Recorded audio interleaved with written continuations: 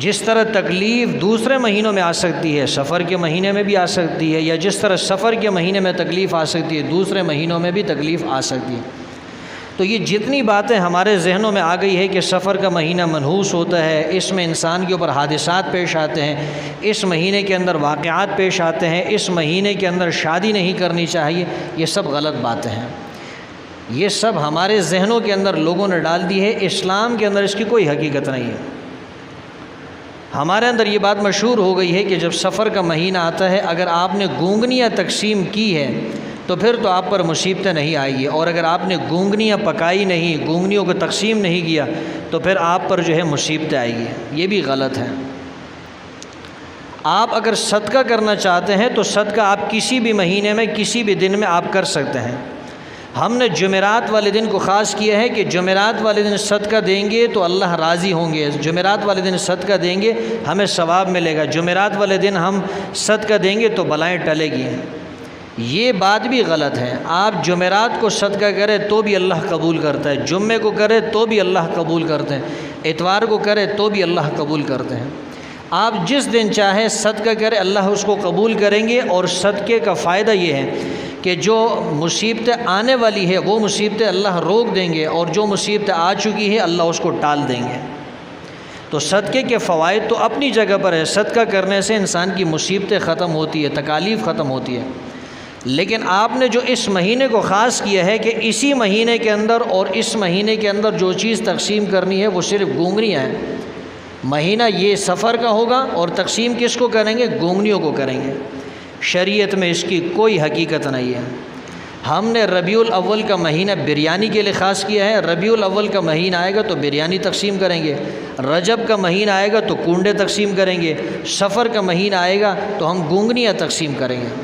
کہاں لکھا ہوا ہے؟ نہ قرآن کے اندر یہ بات موجود ہے، نہ کسی حدیث کے اندر یہ بات موجود ہے۔ اگر ایک آدمی کسی بیوہ کو، کسی یتیم بچے کو، کسی غریب کو، کسی مدرسے کے طالب علم کو کپڑے خرید کر دیتا ہے، یا کسی طالب علم کو کتابیں خرید کر دیتا ہے، یا کسی مسکین یتیم بیوہ اور کسی محتاج کو کھانا کھلاتا ہے، یا اس کی ضرورت کی چیز اس کو کھلاتا ہے، یہ بھی صدقہ ہے۔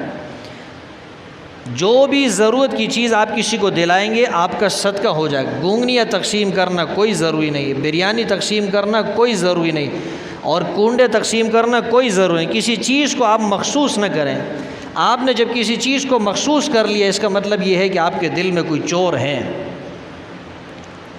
لوگ کہتے ہیں جب کسی کے ہاں میت ہو جاتی ہے کہتے ہیں ہم نے خیرات کرنی ہے، ایصال ثواب۔ تو ایصال ثواب سے کوئی منع نہیں کرتا، آپ ایصال ثواب کریں، لیکن کیا ایصال ثواب کا یہی طریقہ ہے کہ تیسرے دن یا 10ویں دن یا 40ویں دن آپ نے صرف اپنے جاننے والوں کو، اپنے رشتہ داروں کو جمع کر کے ان کو بریانی کھلانی ہے؟ کیا ایصال ثواب کا یہی طریقہ اسلام نے بتایا ہے؟ ہرگز نہیں۔ اگر آپ ایصال ثواب کرنا چاہتے ہیں آپ کسی مدرسے کے اندر وہاں کے طلباء کو کپڑے دلا دیں، کتابیں دلا دیں، ان کو کھانا کھلا دیں، تب بھی ایصال ثواب ہو جائے گا۔ آپ کو معلوم ہے کسی گھر کے اندر بیوہ رہتی ہے، آپ اس گھر کے اندر راشن ڈال دیں تب بھی آپ کا ایصال ثواب ہو جائے گا۔ کوئی یتیم بچہ ہے اور وہ یتیم بچہ ضرورت مند ہے، آپ اس کی ضرورت کو پوری کر لیں تب بھی ایصال ثواب ہو جائے گا۔ آپ مسجد کی تعمیر کر لیں تب بھی ایصال ثواب ہو جائے گا۔ آپ مسجد کے لیے زمین خرید لیں تب بھی ایصال ثواب ہو جائے گا۔ آپ مدرسے کے اندر پیسہ خرچ کریں گے، مدرسے کو بنائیں گے تب بھی آپ کو ایصال ثواب آپ کا ہو جائے گا۔ ثواب تو ہر صورت میں ملتا ہے، لیکن جو ہم کہتے ہیں کہ نہیں ہم نے صرف اپنی برادری والوں کو کھلانا ہے، اپنے رشتہ داروں کو کھلانا ہے، اپنے عزیزوں کو کھلانا ہے، اس کا مطلب یہ ہے کہ ایصال ثواب مقصود نہیں ہے، مقصود صرف دکھلاوا ہے، مقصود صرف یہ ہے کہ ہماری ناک کٹ جائے۔ اور لوگ کہتے ہیں، خود بتاتے ہیں، یہ میری بات نہیں، ہم لوگوں سے سنتے ہیں، کہتے ہیں کہ اگر ہم نہیں کرتے برادری والے طعنہ دیتے ہیں، برادری والے باتیں بناتے ہیں کہ اب کی بار تو اتنے غریب ہو گئے ہیں اور ماں کو اور باپ کو ایسے چھوڑ دیا ہے کہ ایصال ثواب کرنا ہی چھوڑ دیا۔ آپ کو کیا معلوم وہ ایصال ثواب کرتا ہو؟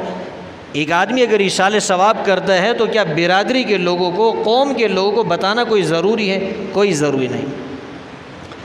تو بہرحال عرض یہ کر رہا تھا کہ سفر کا مہینہ منحوس نہیں ہے۔ نحوست اگر ہوتی ہے انسان کے اپنے اعمال کی ہوتی ہے، انسان نماز نہ پڑھے اس کی نحوست ہوتی ہے۔